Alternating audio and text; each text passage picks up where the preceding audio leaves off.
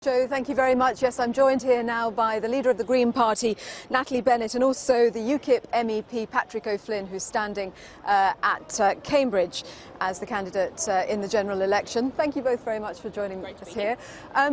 First of all, Natalie, what did you make of what you heard from the Chancellor? Well, I think the kind of triumphalist tone about the state of the economy is going to really leave a bad taste in the mouth of so many people in Britain who are struggling to get by, struggling to put food on the table, to keep a roof over their head. The 1.8 million workers on 0 hours contracts, the 1 in 5 workers on less than a living wage. This economy isn't delivering for the common good. And I think the claims that Mr Osborne was making about that today simply just don't add up and won't feel real to so many people. The economy is growing, though, 2.7%. Strongest growth in the G7.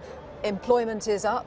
It's not a bad picture, is it? Well, I think if you look at the nature of that employment, 0 hours contracts are growing at great speed. We're seeing a huge growth. 44% of the new jobs created under this government are self-employed, and 80% of self-employed workers are living in poverty. We're not creating jobs that people can build a life on, and we're not really restructuring the economy. This government came in saying they wanted to rebalance the economy, but most of this recovery is built on consumer debt. How do you foresee, though, creating jobs and building an economy when the stated policy of the Green Party is to have zero growth, possibly even negative growth, because then that reduces consumption? You also want to see EU tariffs on trade to reduce EU imports and exports? Well, in terms of looking at the kind of economy we need, it's not like our current growth economy has actually delivered for people's lives. People are really struggling to get by. What we need to do is invest in a huge range of things. We need to make sure that rich individuals and particularly multinational companies pay their taxes, so we can invest in our NHS, in education, ensure that local government has the funds it needs to provide essential local services. And we need to we want to build 500,000 homes for social rent over the term of the next Parliament. That gives us an asset because we want to end right to buy too, but then is there in perpetuity returning to local councils, and of course renewable energy and energy conservation. These have been left behind. I want to bring in Patrick O'Flynn.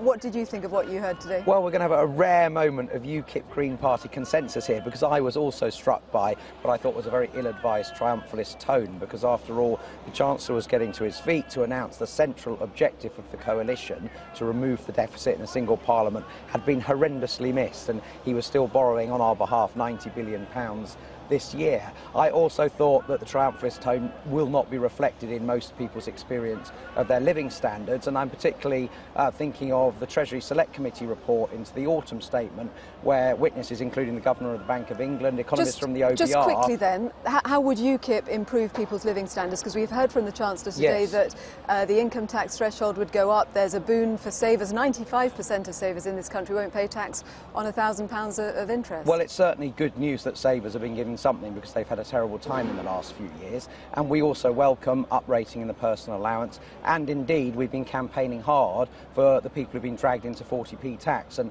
George Osborne has done something of a handbrake turn on that, because it was him in one of his early budgets that lowered the threshold by more than £2,000. But our key point is what was made in the Treasury Select Committee report by the Governor of the Bank of England, by various eminent economists, by Jim Nicholl of the OBR, that completely untrammelled migration into unskilled and semi-skilled employment is compressing wages for working class people. So even these tax breaks will be swallowed up, because we've stopped being an economy where people can have a pay rise most years. Most people don't get a pay rise and at Natalie all. Bennett, thank you both very much. Well, that's some of the reaction here at Westminster. I'll hand you back to Joe.